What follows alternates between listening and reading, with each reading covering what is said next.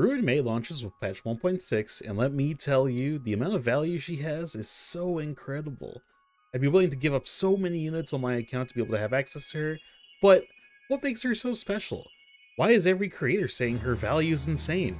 Should a newcomer be interested in pulling a character like this right now? All your questions will be answered now. Join me as we go through just what Ruan Mei can do, what kind of value she brings to your account, what relics like kills and team compositions she'll be great to use with, all answered here within this video. Before we go further, I would like to ask if you could all consider subscribing. I want to offer the best content I can possible, and if you could do me a very small favor, it would mean the absolute world to me. Also, comment down below what characters are you most looking forward to in the future. I read every single comment, and it's really nice to hear your insights. Now, let's get back to the video. As we have quite a lot to digest when it comes to Ruan Mei, I want to go over her kit as a whole right now, and we'll be doing a lot of callbacks back to her kit throughout the video. Her skill, String Sings Slow Swirls, allows for Ruan Mei to gain Overtone, allowing for allies' damage to be increased up to 32%, while additionally increasing the weakness break efficiency by 50%. This skill also lasts 3 turns. To put it all into perspective, I'll be putting up on the screen 2 shots of myself going to use a basic skill on an enemy with and without the Overtone buff up. It's a pretty noticeable difference when it comes to how much each of your basics can do for a break. By default, basics usually have a 30 break value, with a 50% value increase making it 45 break value. To top it all off, you're also getting a 32% bonus damage. Consider this like a bonus elemental damage like you would get from your Planner Spear. Now, if you thought that was crazy, wait until you hear about her Extension 6 trace, which allows for every 10% of Ruan Mei's break effect over 120% to further increase the skill damage by 6% up to a maximum of 36%. What this means is that with 180% break effect, you'll be able to get close to around 70% bonus damage off of your skill on top of the weakness break efficiency increase. Now, that is insane. Let's go over her ultimate next. Petals to Stream, Repose in Dream. This allows for Ruan Mei to summon this pretty sick flower field for 2 of her turns and increases all units' all-type resistance penetration by 25%. Additionally, it has this bloom effect over enemies that are attacked, which, when you attack an enemy and cause them weakness break, once they recover, the bloom will trigger. The trigger will cause them to enter the weakness break state once again. Additionally, they'll delay the action of the enemy by 20% of Ruan Mei's break plus a bonus 10%, and deal damage break equal to 50% of Ruan Mei's ice break damage. Let's cover her talent next, Typical Helix. This increases all ally speed by up to 10%, excluding Ruan Mei herself. Additionally, when anyone breaks an enemy's weakness, Ruan Mei will additionally deal 120% ice break damage to the target as well. It's free damage, but it adds up a lot when you're constantly breaking enemies, and small guys will fall very quickly with this additional effect. If you think Ruan Mei couldn't get any better, sorry, but you're wrong. Let's go over her technique, Silken Serenade. When using this technique and entering battle, Ruan Mei will trigger her skill without consuming a skill point at the start of the battle. This also gives her the energy that she would have gained if she had activated the skill on her own turn. This leads to you to be able to get a first turn ultimate with her, which is incredibly useful when you go through some of the endgame content. Additionally, Ruan Mei being one of the creators of the simulated universe, she graces us with some juicy bonuses for using her technique within simulated universe itself. When using the technique and initiating a battle, no matter the weakness type the enemy has present on themselves, they will be regarded as attacking the weakness type of that type. Additionally, for every blessing we have up to a total of 20 blessings, will increase the toughness, reducing damage by 100% each. After breaking the target's weakness, we'll also deal an additional 100% of break damage based on Ruan Mei's ice break damage. All of this sounds really busted, and yeah, it is. It's practically like a cheat code. It can essentially let you skip an entire phase of the bosses in simulated universe, and also, it kind of destroys the trash mobs leading up to these bosses. This is such a great addition to her technique, and it adds so much more quality of life for Ruan Mei's use in the simulated universe. It's a no-brainer for all of your runs to just bring her along no matter the case. Let's go over briefly what relics stats you should be aiming for when you're playing to build your Ruan Mei.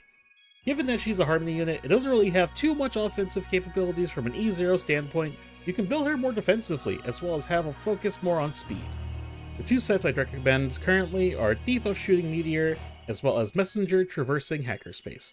Both 4-piece sets are beneficial, but you can also use a combination of the 2-piece sets as well to help meet some thresholds. Lethal Shooting Meteor is great. As the importance for stats for Ruan Mei comes from break effect, our goal is to try to aim for 180% break effect. Ruan Mei naturally has 37.3 break effect from her traces, as well as with her major trace from Ascension 2, she'll additionally have 20% break effect given the entire time. This also includes herself, bringing up the base total to 57.3. The 2-piece Thief set gives you 16% break effect, and the 4-piece will additionally give you another 16 for a total of 32%. Combined with what she already has, this will go up to 89.3%. Moving on to the Planetary Ornament set, I'd recommend aiming for Talia, Kingdom of Banditry. If you're focusing on trying to get that break effect, it gives the user 16% more break effect by default, and if you can get over 145 speed, you'll additionally receive an extra 20% break effect. This all adds up to about 125.3% break effect from herself, relics, and ornaments. That means you'll have to aim for 54.7 break effect from alternate sources, that being your substats, or some of these Harmony light cone choices that we'll be talking about next. Ruan Mei has quite a few light cones for us to consider, and she's got amazing choices being a Harmony unit. However, the most important ones to consider are the ones that also help boost her break effect. Let's start with her light cone, Past Self in Mirror.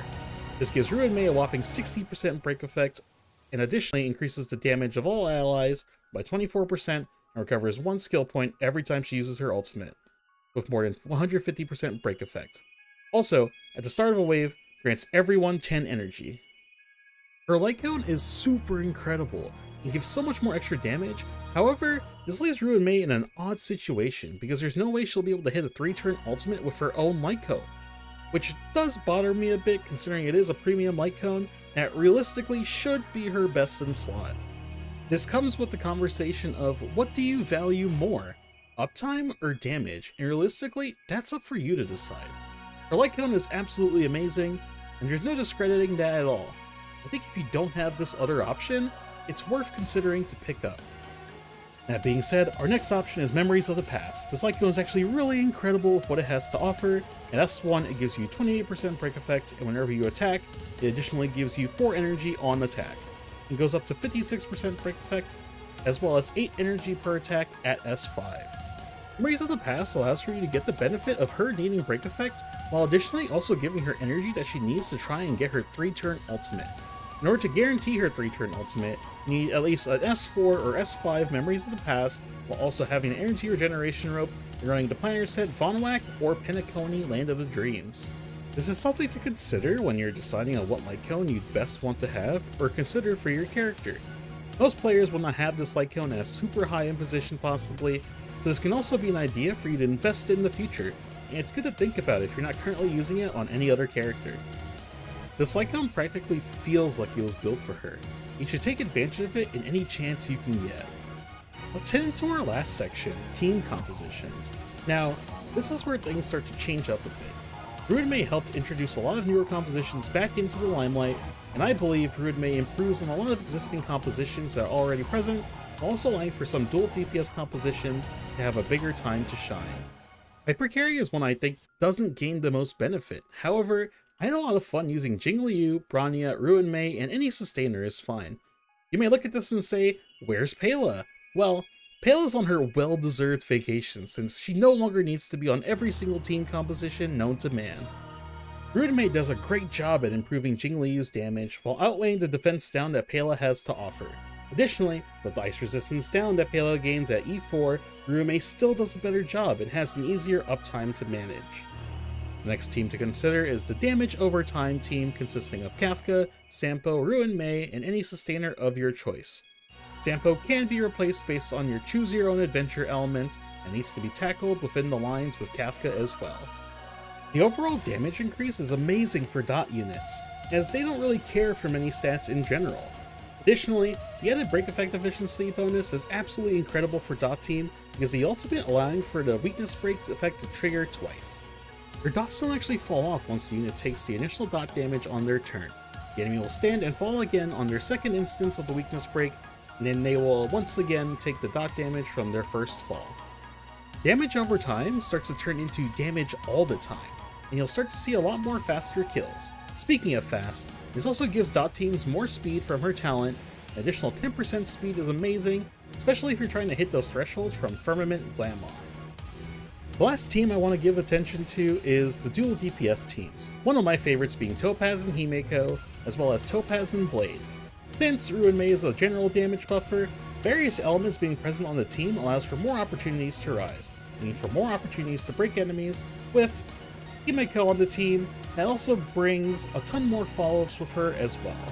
I'm willing to sacrifice it all to let my Himeko shine more and more, and Ruan Mei lets me live my fantasy with no regrets. With all that said and done, should you really summon for Ruan Mei? The answer is, and will always be, yes. I think she adds so much more value to your account, and I'd say it's worth sacrificing something you may want later in the future to get her, because the benefits she'll be able to give you now will also carry on to the future of the game's lifespan. Ruan Mei has so much to give, and I'd say she's by far the best unit the game has ever given any spotlight to so far. Going into the future of the game, we'll have countless units that are released that are meant for damage, or keeping your team alive, but a great support character can last you a lifetime, and currently, Ruan Mei is one of those characters in my eyes that I can guarantee you will see improvement in your account immediately with her on your team. And with that, that's all I've got for today's video. Thank you for watching. If you can, I'd really appreciate it if you could subscribe. It would mean the world to me, and if there's anything I could do to improve on in the future, please comment down below. I wish you all the best of luck on your future Ruan Mei adventures, and until next time, peace.